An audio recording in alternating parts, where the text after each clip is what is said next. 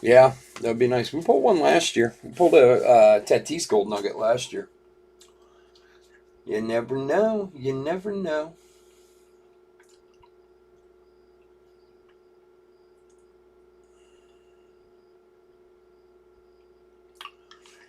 What's up, guys? Chris with Chef Sports Cards here for our finale of the week. Topps Gold Label. Quarter case break number 2.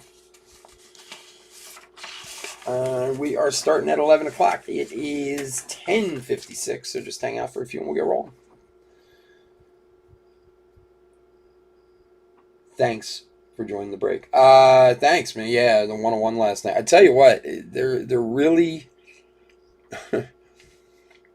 they're really tough to see on the regular base. Like they just they don't look much different from any other base card. I honestly don't even know why it caught my eye, but I'm glad it did because I'd have been like, oh, I missed a 1 of 1. Like it just has one more gold line on the card, and it's very easily to get by. But yeah, no, it was an awesome pull. I was looking at the odds after. It's like 1 every 480 boxes or something like that. So, but thanks for joining us, Robert. I appreciate it, bud. Johnny, what's going on, buddy?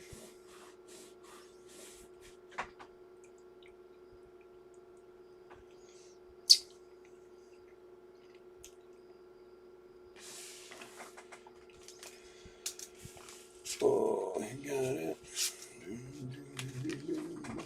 Mac Jones is trying to put it on Tom Terrific here.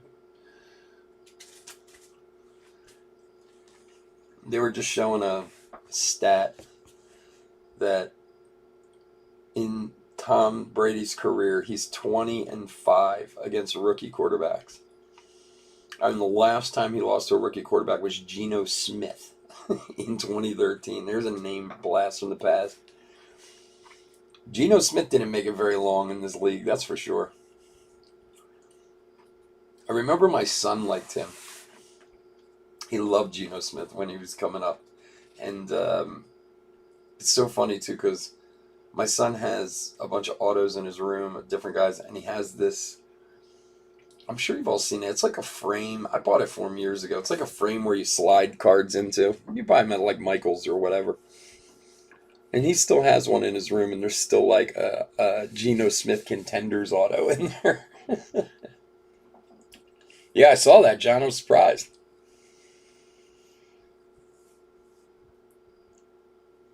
It was a legend at West Virginia, yeah. Oh, he was man, if you could take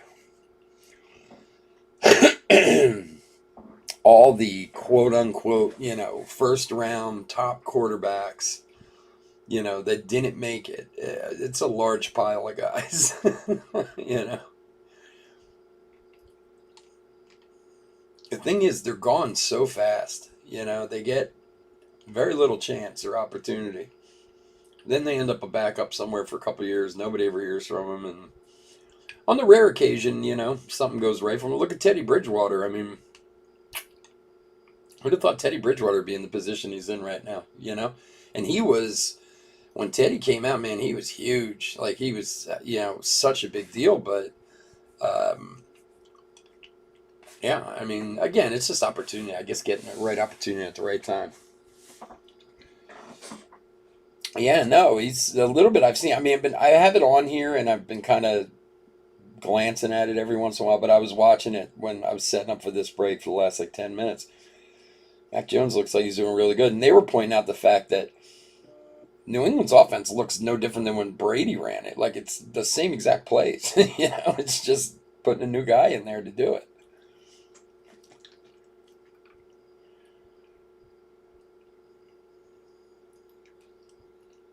Byron Leftwich. Yeah, I remember Byron left. Oh, there's a fly in here. Oh, it drives me crazy. Where did that fly go? How did he get in here? Yeah, Byron Leftwich. Oh, it's so. Contenders football, which is, if you're a football collector, is the one set that every year I always buy a bunch of for football. I love like the contender first autos of guys, And there were a couple years there where it was like, Derek Carr, Teddy Bridgewater, like all these big quarterbacks. And I mean, some of them are still around. A few of them are anyway. Most of them, though, have gone by the wayside. Seattle's not in Milwaukee. Well, again, too, I talked about this before, In a lot of sports, it's all based on how high you're drafted. They'll give you more opportunity, but it's about the opportunity. And in football, they don't have much time to give you opportunity to be well, no matter what they spend.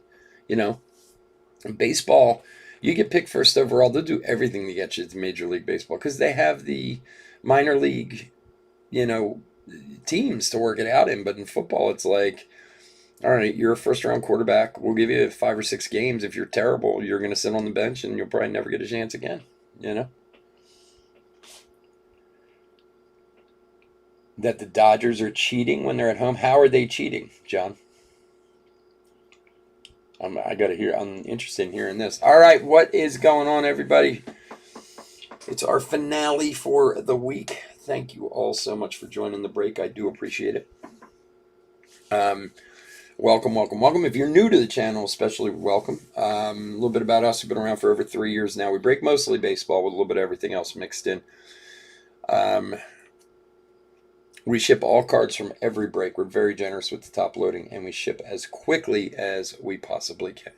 If you are new to the channel, please hit that subscribe button. We do a free break every 1,000 subscribers we turn. It's a big break, a couple $1,000 worth of boxes.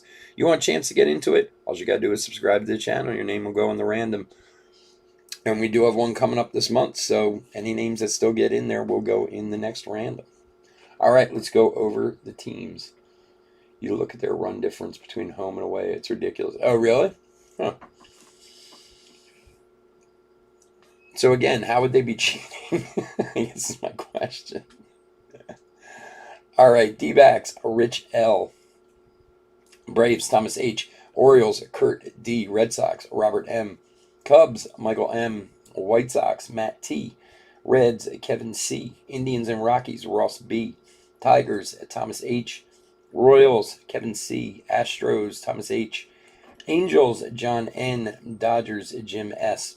Brewers, Drew B. Twins, Chris F. Marlins, Kevin C. Mets, Ross B. Yankees, Carl H. A's, Chris F. Phillies, Wayne R. Pirates, Todd H. Cardinals, Thomas H. Padres, Dustin H. Giants, Michael K. Mariners, John T. Rays, Johnny W. Rangers, Preston R. Blue Jays, Tim F. And Nationals, Preston R. Cameras in that gigantic speaker out in center. All right. Well, you have to worry about who? The Braves, right? Aren't you? You guys are playing the Braves in the first round. Let's do it.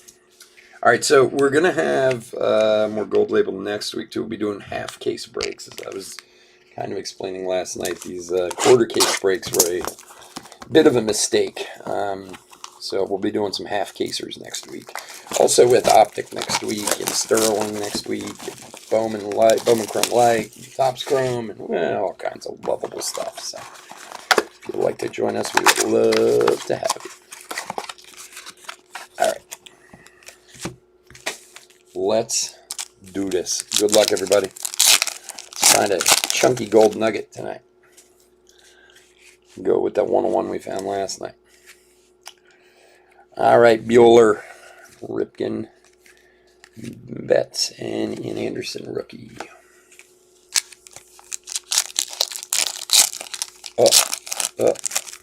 Dropped.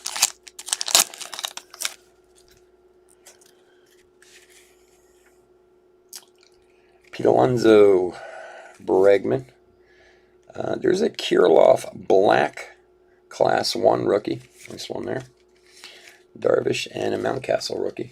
So anybody who hasn't been in a break with us before, obviously we'll sleeve any hits, parallels, stuff like that. But we also sleeve all the top rookies also. Speaking of the devil, there's Carlson, Bauer, Mize, Bryant, and Kalanick rookie.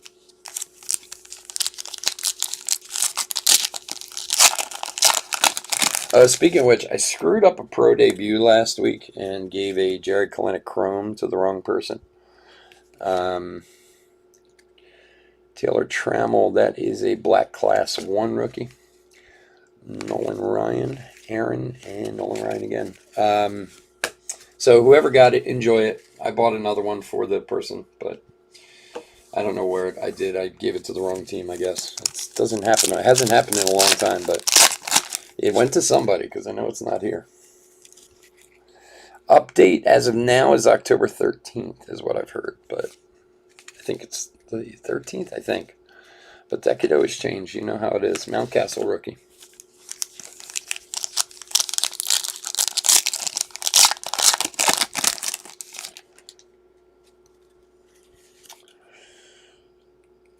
Mattingly, there's a Tatis Black Class 1 and a Mattingly Blue Class 2, which is number 299, 89 of 99 for the Yanks.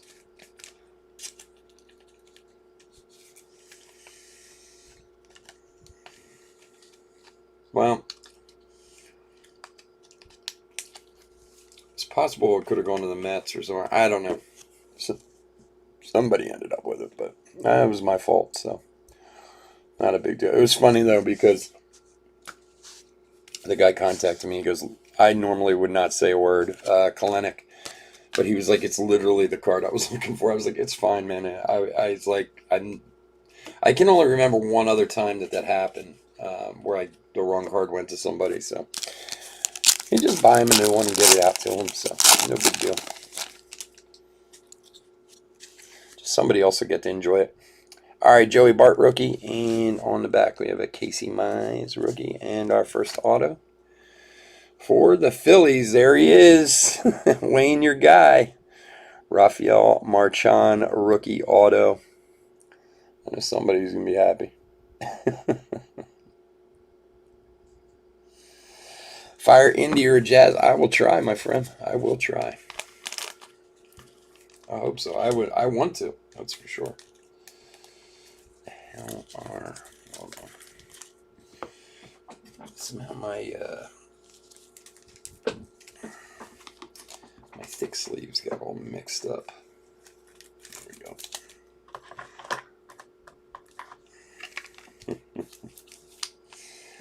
All right, Rafael Marchand. Congrats to Wayne. Was it? Yeah, Wayne. There you go, buddy. Made sure you had him. Had the Bills. I figured you did, but. All right. Box number 2.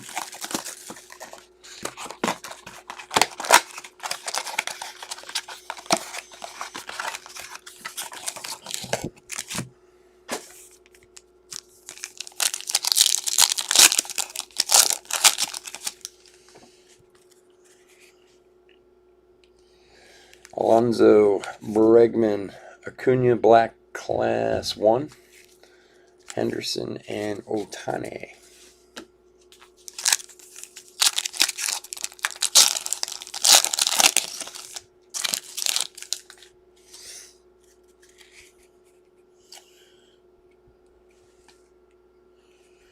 And Trevor Bauer, Bryce Harper, purple class 2/75, number 61 of 75 for the Phils.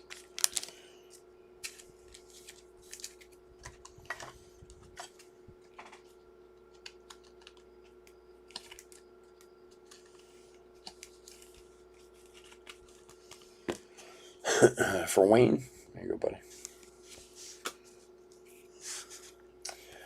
Devers, Darvish, and Machado.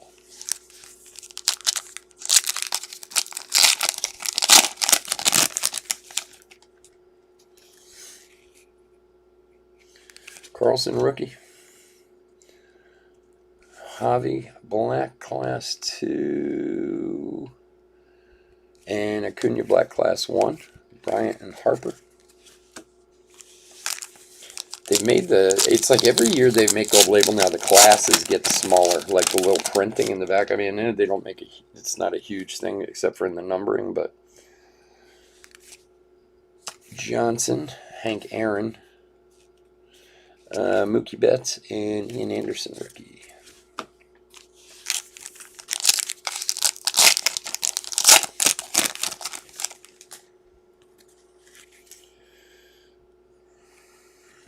Judge, Jeet. There's a Clemente, a black class 1 for the Pirates. Mountcastle, rookie. Mountcastle, rookie 2 times. Wow, these are like impossible to see. The one is, wow.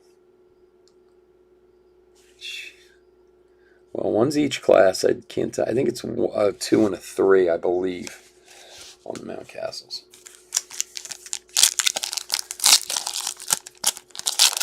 Archive snapshot? No, I haven't. Last year I bought a box of it for or last time we did the free break I did. I didn't even know it came out, to be honest with you. Mattingly, and there is a Sixto Sanchez red class 1, numbered to 75, 27 of 75 for Miami.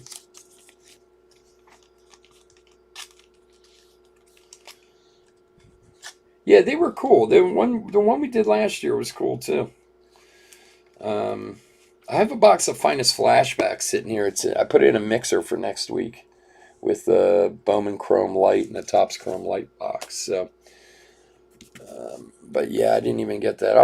I'm sure we'll pick one up somewhere along the line. Kershaw, there's a Kalenic rookie and Kalenic rookie again. Same deal. One's a 2, one's a 3, I believe. All right, next auto. Good luck, everyone. Oh, the Marlins was Kevin on that one. All right, Freddie Freeman, black, and Nolan Ryan. And our next hit for Texas, Dane Dunning, rookie auto for Texas.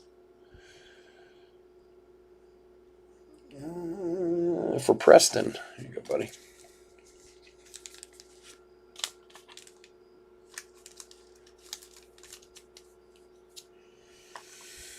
How much were they? I'm just curious. The snapshot.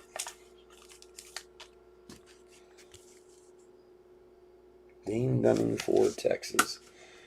I remember very clearly we had a Willie Mays to 10 out of the box last year. And then something else. I forget what the other. For some reason, the Willie Mays like stuck in my head. It was like a gold Willie Mays, but.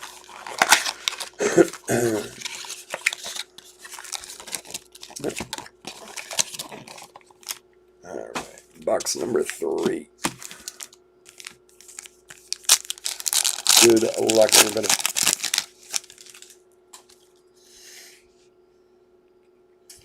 And Thomas Bellinger, black. Freddie Freeman, Ripken, and Tariq Skubal, rookie.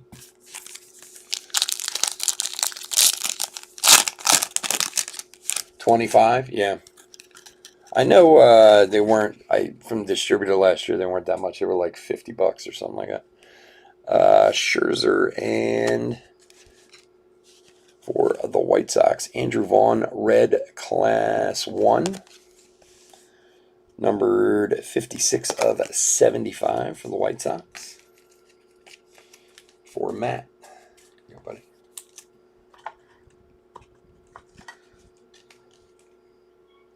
Did it take you guys long to get them? When did they come out? I didn't, like I said, I didn't even see when they were up there. I know last year when I bought it, I just bought it from a distributor. It was like a $50 box or something like that. It was a cool little box. Excuse me. Clemente, Gwynn, Mize, and Scherzer.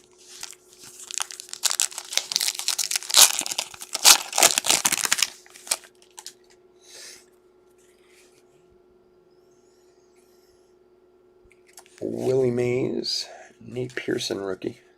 There is a Jazz black rookie. Nice one there. Black class 2 on the Jazz. Somebody was asking for Jazz. There you go. There's a nice black class 2 rookie. Trout and Xander Bogaerts.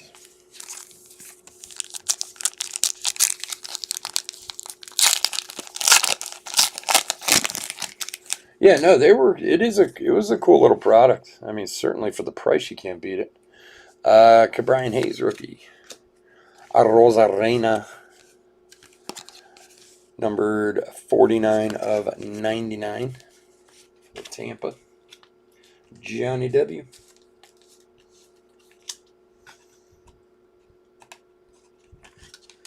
You get things slow there.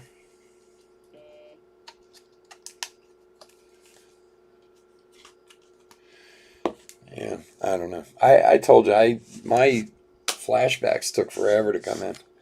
And I'm literally like 200 miles from where they ship it from. Or not even 200 miles. Freddie Freeman, Votto, and Bart rookie. Like, usually when something ships, I get it in like 2 days. But it took me like 2.5 weeks to get the flashbacks in. It's so weird.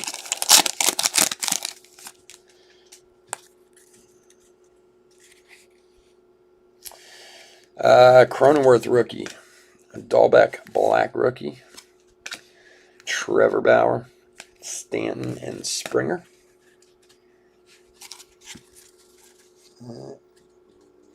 LFG Padres. I don't think we've had anything substantial for the Padres yet. Some Cronenworth rookies, but nothing, no hits or anything yet.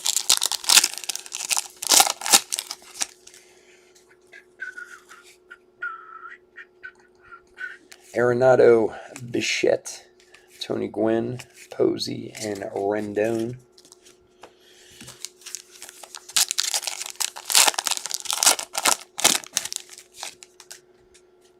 BGS isn't even doing like submissions. I think they're shut down. Yachty, or if they are, I think they're only doing the high-end ones, I believe. I'm not 100% sure, but last I knew they weren't. Vladdy Black Class 2, and for Toronto, Alejandro Kirk, rookie to 75. Like I don't know at what level they're working right now, BGS, but from last I heard, it's not much. Like they're months and months behind, and so I'm not really sure, but you have to look on the site. Toronto is Tim.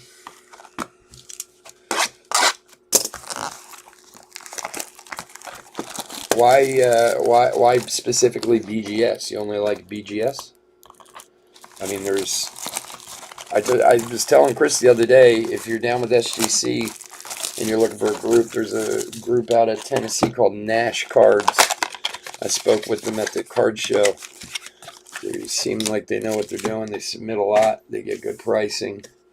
If you're looking for something like that, they seem pretty legit from what I understand and from what I heard from other people. So, but again, they use SGC. They do PSA too. The $300 Super Express, whatever. Hank Aaron Black, Darvish, Torres, and McGuire.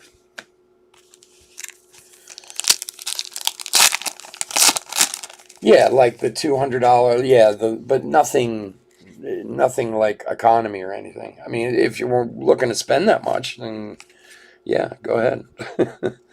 McGuire, Chipper Jones, and Joe Adell rookie. I mean, but yeah, I mean, if you have a super expensive card that you want to do the Super Express, I think they're still doing it like PSA is. But if you're looking just to do cards, you know, at the 30, 40, $50, whatever everyone's charging these days, I don't think BGS is doing that right now. Bryant. Oh, there's a nice Cabrian Hayes for the Pirates. Cabrian Hayes, Class 1, purple. 92 of 99. For Todd.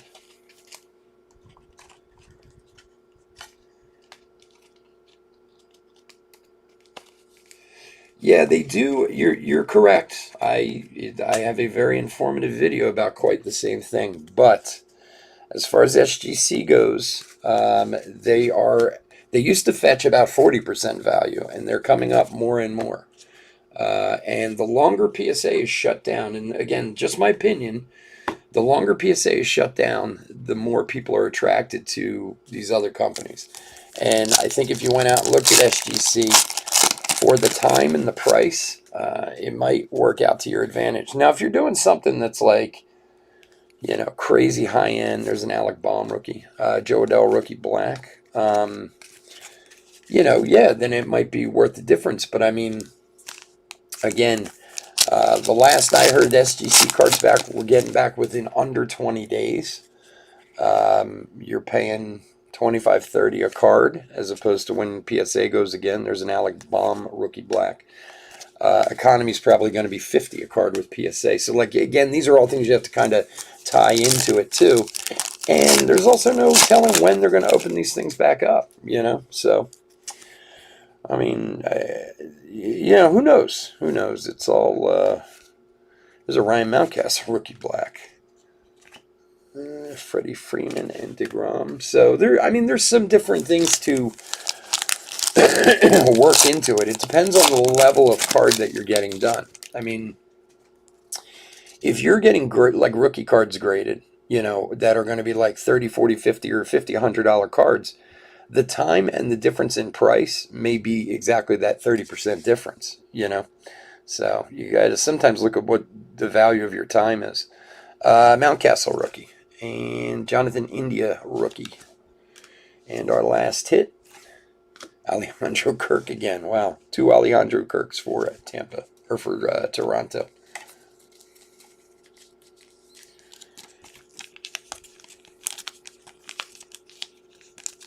What's a joke?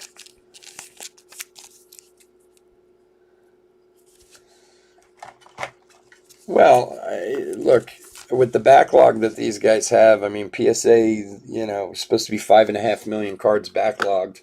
They say they're doing 35,000 cards again, 35,000 cards a day. So, you know, you do the math. You know, the odds of them getting back to any kind of economy level seems like it's a long, long way away. I mean, that's just my own personal feeling around it, you know. But who knows? I love PSA too and BGS and all those. But if they can't grade your cards, and you want to get them done, you got to get them done somewhere. You know, that's kind of the best you can say. This prop, my last gold label jump into. I haven't seen anything of value in these boxes. Kind of like it. All right. Hey.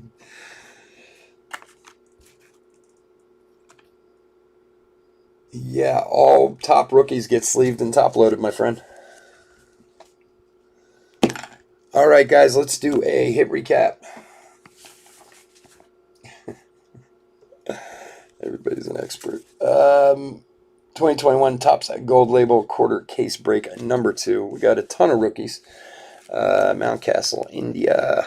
Mountcastle. I'm not gonna. We just went through them all, but I'm just gonna kind of flip through them real quick. We will sleeve and top load all those top rookies because that's what we do. All right. Don Mattingly, number 299. Cabrian Hayes, rookie number 299. Rosarena, number 299. Andrew Vaughn, rookie number 275. Sixto Sanchez, rookie number 275. And Bryce Harper for the Phils, number 275. Marchand, rookie auto. Dane Dunning. Well, Kirk to 75 and Kirk again. Look, grading, there's a lot of reasons to grade or not to grade, or what are the intentions? Is your intentions to sell it? Because if your intention is to sell it, you know, they're both probably somewhere in the same value area. I mean, you'd have to do more research. I haven't really researched HTA that much, other than seeing the slabs, which are definitely cool looking. There's no doubt about it. But again, not everybody has $1,000 cards to grade. If you have $1,000 card to grade, that's one thing. The bulk, and one of the reasons why they're so backed up is because you have people taking every single Ryan Mountcastle and sending it in to get graded. And look, everybody's doing that, especially the newer people to the hobby, because they see Trout rookies. They see, sell for millions of dollars, and they think, well, I'm going to take every top rookie and get it graded and send them in, which is, hey, certainly their reason to. But the problem with this is, if you send this into PSA to get graded, and you've paid, now this is before they shut down, of course, and you paid, I don't know, $35, $40. I don't know what their price was right before they shut the economy level down to grade this card, and it's going to take you a year to get it back. But you could pay $20 to SGC for the same card and forget about the time of getting it back. That $20 difference in price alone may make up the difference in value. And it's a very big generalization about PSA. Now, it was very true a few years ago. For anybody who's newer to the hobby, this was very true a few years ago. But because PSA has been shut down for so long, if you really go through and look at what people are getting for cards, the values are coming closer and closer together. And a lot of the people who've been in this hobby for a long time, such as myself and other guys here, have, honestly, I don't have this huge need to use PSA after what they've done, because they let this happen to themselves. I mean, it's not, the funny part of it is, in what happened in the past year or so, everybody thinks oh, they got swamped overnight. This was going on for years with PSA and BGS. They were taking months and months and months to get stuff back in 2015. So, I mean, it's not like this backlog just happened because the pandemic and a lot of people got into the hobby. This backlog has been going on for years with them, but it just got so overwhelming with the pandemic that now they actually had to shut it down.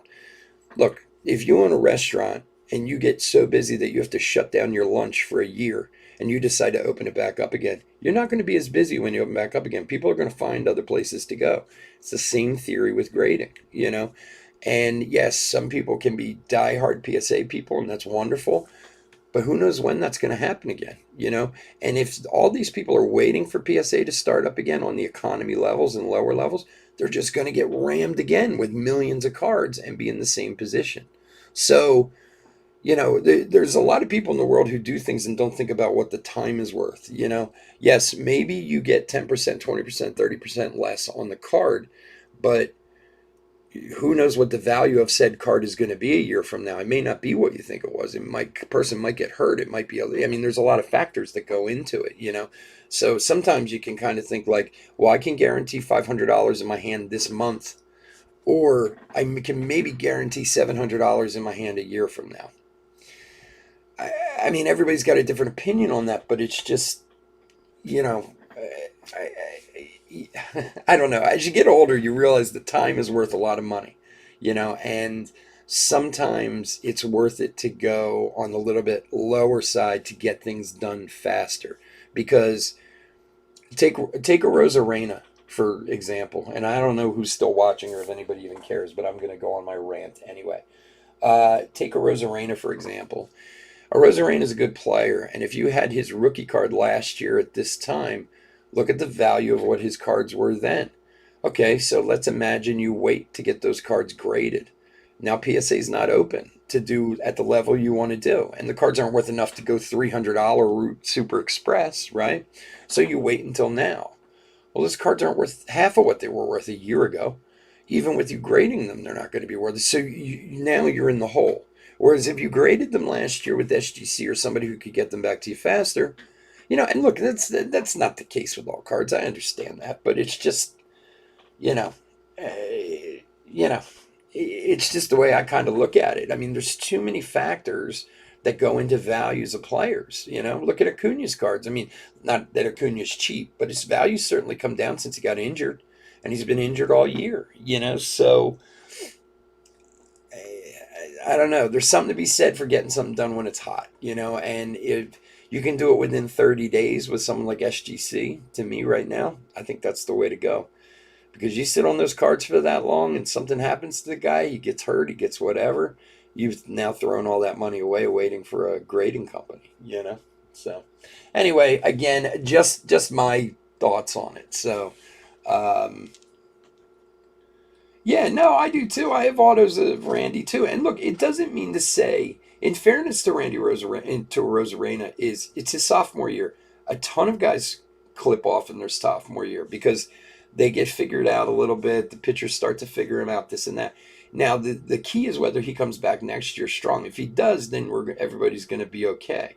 But look, I have 4 or 5 Rosarena rookie autos that even to sell raw were $150 cards, $200 cards that are now $50 cards, $60 cards. So you take a big chance holding stuff. God forbid if someone dies. Like, I mean, I know that sounds like a horrible thing to say, but we've seen it, guys die in recent years. What's his name from the Kansas City, Ventura or Fernandez from Miami or whatever, unless they were already in the Hall of Fame, dying does not help cards at all. In fact, usually they fall out the bottom for the most part. Tavares, whatever. I mean, yeah, people still buy them, but they're not worth near what they were. And look, these are all factors that go into it. That's part of the hobby. That's the fun part of the hobby. Is you take a chance. You don't take a chance.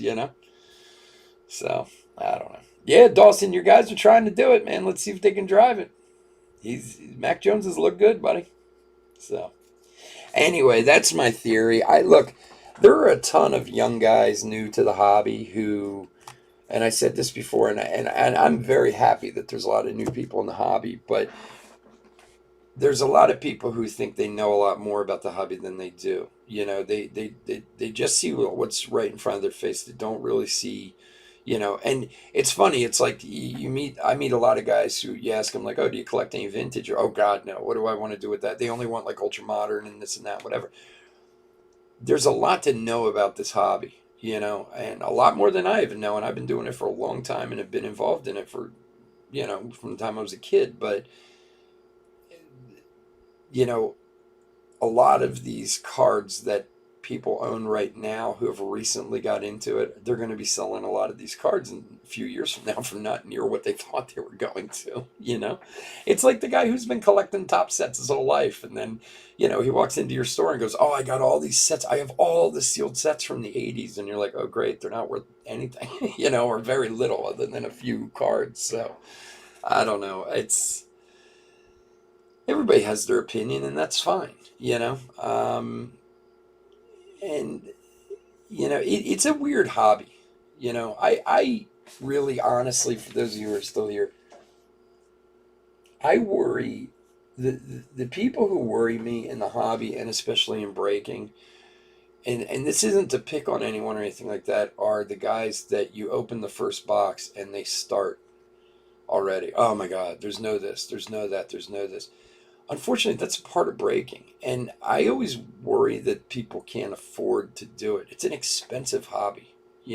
That's why I always say to people, just come hang out. You don't have to buy into a break or whatever. Like, I don't care. Just, if you buy in, great. If you don't, just come hang out and chat and do whatever. But, like, and don't get me wrong, everybody wants to hit. Everybody does. I want to pull everyone to hit. But if you're one box in and already you're like, oh, this sucks, blah, blah, blah, I can't.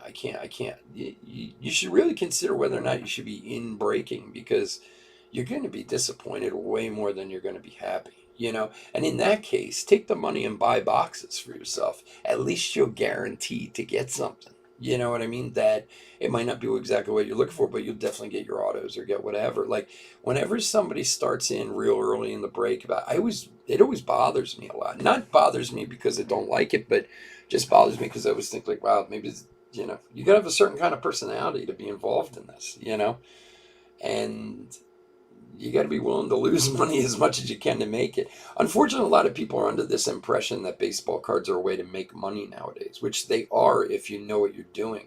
But it's like anything else, you know. It's like you know, I have a degree in culinary arts, and in the last 20 years, all these people have gone to culinary school. I went to culinary school 30 plus years ago when nobody went. Nobody even heard of it back then because everybody thinks they're going to be the next Bobby Flay or you know Emeril Lagasse or you know the dude with the spiky white hair, whatever his name is. Like, and you say to like they all think they're going to be these celebrity chefs, and you say to them like, there's like 20 guys in the world who are celebrity chefs, and there's 200,000 of us in the country, you know. Um, just because you do it doesn't mean that's what's going to happen, and I think a lot of the ways a lot of people looking at cards, especially recently with a lot of the new people who are like, oh, this is a great investment, great way to make money. First of all, yes, you can make money in baseball cards if you're wealthy to begin with, because you can go out and buy very expensive cards that are definitely going to go up in value. But you know, if you're just trying to make money through breaks, you might as well go out and buy lottery tickets. You know, it's kind of the same thing. You know, yeah, you have better odds than lottery tickets, but still, it's you know, but it should only be a part of your card collecting hobby, especially if you're trying to make money. You need to buy boxes, you need to buy singles and flip them. You need to do a lot of things, you know, because and I've run into guys who are like, oh, well, I do breaks because I'm looking for big cards. Okay, that's all well and great, but sit down and do the math at the end of the year. I guarantee you're not in the plus if that's all you're doing, you know? Um, yeah, you're right about a gambler. That's for sure. Did he make that? Oh, he missed it? Oh, the poor guy. I, Mac Jones, I feel bad for. I'd like to see Mac Jones win, man. It'd be huge for him. But yeah, so anyway, guys, well, thank you so much for joining me tonight, as usual. We'll get these cards out to you guys first thing. And please stay safe, stay healthy out there, and I'll talk to you again soon. Take care, guys. Bye.